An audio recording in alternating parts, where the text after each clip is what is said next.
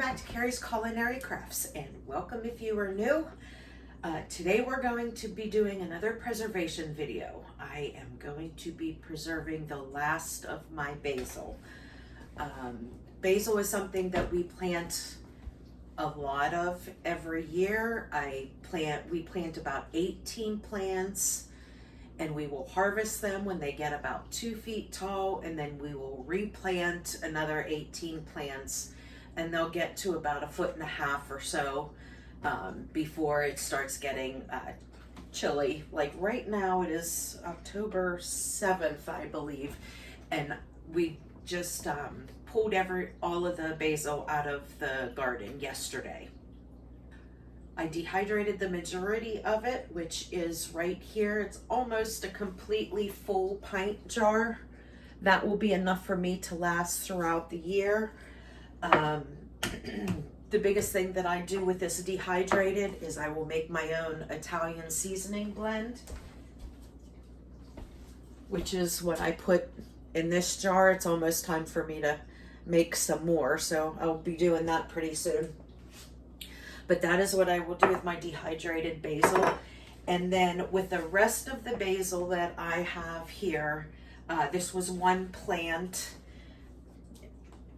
probably about 3 cups of fresh basil is what I have right here. So I am going to go ahead and make some standard pesto.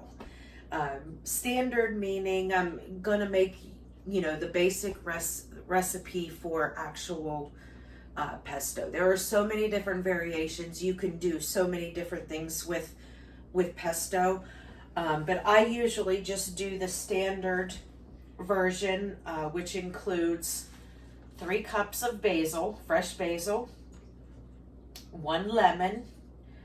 I use 5 cloves of garlic. Now, we all like garlic. If you don't want to use that much, the recipe that I always followed before said 3 cloves of garlic, but I always add 5. So I'm sticking with my 5, and we got 1/4 cup of pine nuts here. Now this is something that a lot of people do substitute. Pine nuts do tend to be a very expensive nut. So when I get them, I'll buy it in bulk. I'll buy a big thing of it. I'll put them in mason jars, and then I stick it in the freezer. And then that way I always have pine nuts. But if you don't have pine nuts, you can use walnuts, you can use almonds, you can use whatever kind of nuts you want. But your standard basil recipe calls for pine nuts. And then I have 1/2 cup of freshly grated Parmesan cheese here. And then you will need salt and pepper, usually about 1/4 teaspoon. You don't need that much salt because you're using that Parmesan cheese, and that has a lot of saltiness to it. So you really don't need a lot. And then the only other thing that you need is a good quality extra virgin olive oil.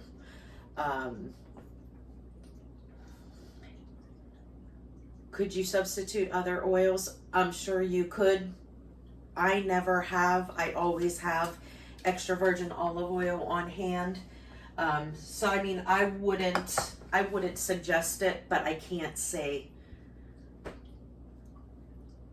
that you can, because I'm sure that you can. It just isn't going to have that traditional taste to it. So I'm going to go ahead here and make up some basil pesto, and I will be putting my pesto in the silicone mold here and then sticking it in the freezer. And once they freeze into pucks, then I'll pop them out and put them into a freezer bag along with all the other basil pesto that I have preserved already this season. So okay, with that, I'm gonna bring you closer to my food processor and show you how quick this all comes together. You just throw it in the food processor and blend it. And then I'll come back afterwards and we'll talk about a whole bunch of different things that you can do with pesto. A lot of people say, yeah, pesto, but what do you do with it other than doing pesto pasta? Okay.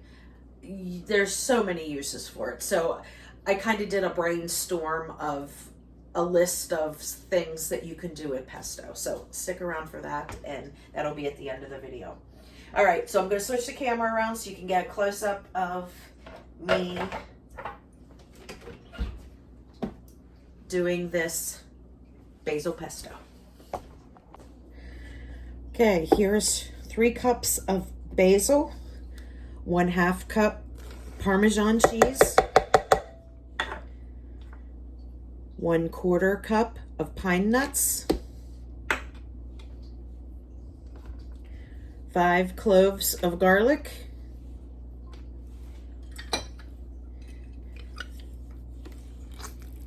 juice of 1 lemon,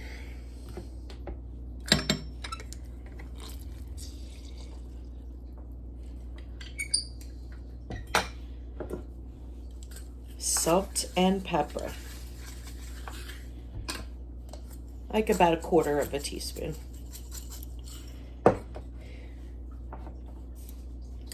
And drizzle about 1/4 cup of olive oil.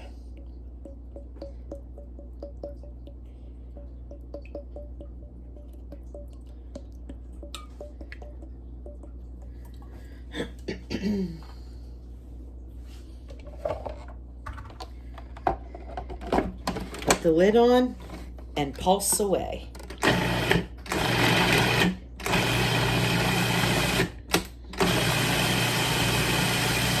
Comes together really fast. Now I'm going to take a look, and really this is a consistency thing on how you like your pesto. I like mine a little bit more liquidy than this, so I am going to be putting in some more olive oil.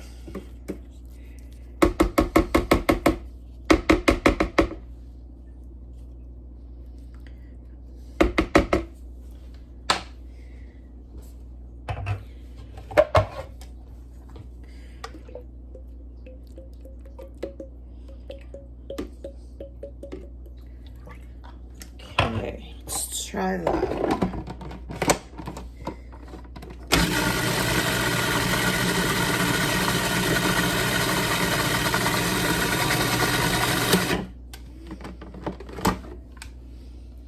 That is definitely looking a little better.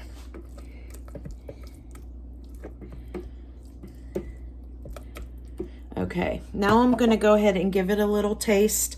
I want to see if it needs a little bit of anything, if it needs any more cheese, if it needs more nuts or salt and pepper. So I'm just going to give this a little taste.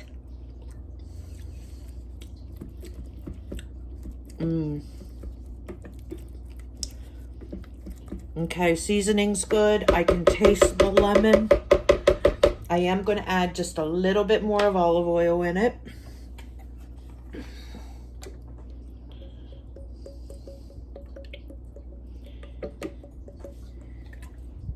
So I probably added about a 1/2 cup total of olive oil in there. But like I said, it all depends on the consistency that you like it.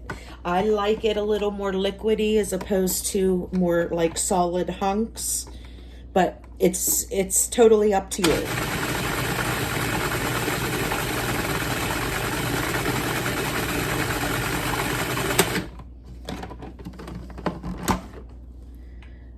And there we go. That looks perfect to me. Seasonings were good. Do not need to add anything else. I can taste the garlic. I can taste the lemon. I can taste the Parmesan. Super quick, easy pesto.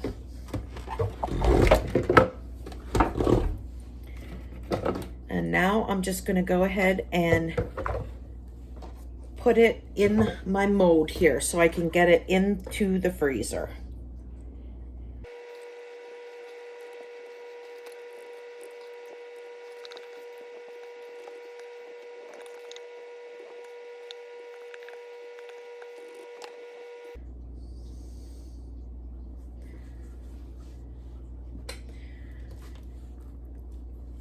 And there we go. There are some single serving pesto portions that we can use throughout the year until next season to make some more. I'm going to go ahead and stick these in the freezer till they're frozen solid. Then I will pop them out and stick them in a freezer bag.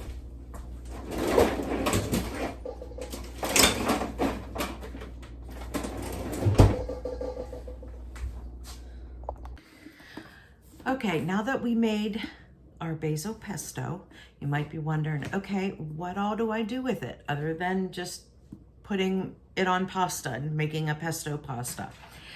I went ahead and did a quick brainstorm, like 15-minute brainstorm, and just wrote a bunch of ideas down. So I am just going to read down these ideas of things that I came up with that you can use pesto for, okay? So I'm just gonna read off my list here.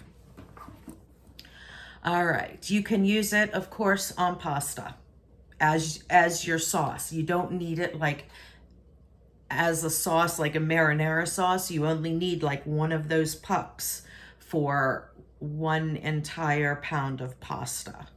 And you just mix it in there. Just remember those ingredients that are in pesto: Parmesan cheese, pine nuts, olive oil, basil. Those flavors go great with everything, and you cook with those ingredients a lot. So, you know, the sky's the limit and what you can use this for. So, okay, back to my pesto pasta. You can use it as a spread on sandwiches or wraps. Grilled chicken wraps, rub some of that pesto on there. Yummy. You can add a puck into like pizza sauce if you like to make homemade pizza sauce or marinara sauce or something. It's basil, it's olive oil, all those delicious flavors. You can just toss it in there just for a little extra oomph of flavor. You can use it on roasted, grilled, or steamed vegetables. Just mix it around after your veggies are done. Delicious. You can use it as a topping, like on top of crackers or little crostini breads. You can mix it into soups, stews, or chili, anything like that. Just adds an extra flavor.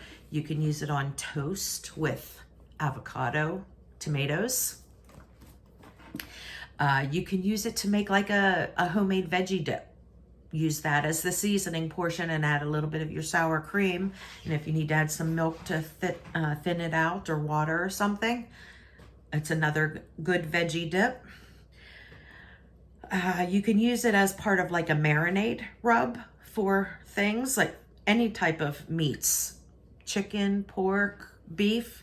Just mix it in with your marinade. You can top baked potatoes with it. Delicious. Very good. Let's see, where was I? A topping for bruschetta. You can use it in like risottos or rice dishes, things like that. You can make an herbed breadcrumb coating with it. Like say you want to grill up some chicken tenders or chicken breasts or something, or bake them. You can put it in you can press it into the pesto first and then dip it into breadcrumbs and go ahead and cook them.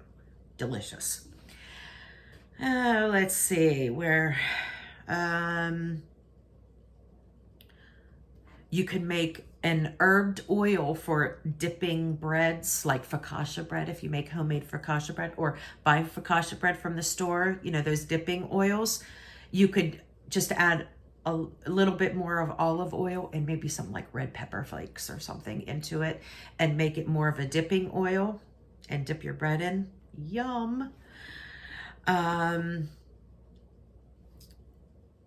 This is one of the first things that I've done, which is why I added it to this list. But I used to make portobello mushrooms all the time, and I would cover the top with pesto. Absolutely delicious. So keep that in mind. If you like portobello mushrooms, that might be something you want to do. In omelets, egg scrambles, frittatas, that kind of stuff. throw in one of those pesto pucks. Delicious. Okay, and then the final thing that I have is mix it in with some cream cheese and use as a bagel spread. Yum. Okay, so those are some ideas that I quick came up with. And like I said, the sky's the limit. The ingredients that is in that pesto are ingredients that are very common that you use anyway. So really, you can do so many things with it. You don't just have to put it on pasta. So I hope you guys enjoyed this, and I hope you give it a try. And if you do, let me know. Let me know how you like it. And let me know if you did anything different. Like, did you substitute walnuts? I know that walnuts is a very common ingredient to substitute for the pine nuts because they are a lot cheaper. But like I said, if I see pine nuts on sale or something, it doesn't happen very often. But if I see them on sale, I will buy them, and then I put them in the mason jar and stick them in the freezer, and they will last a very, very long time in the freezer. So I usually always have pine nuts on hand.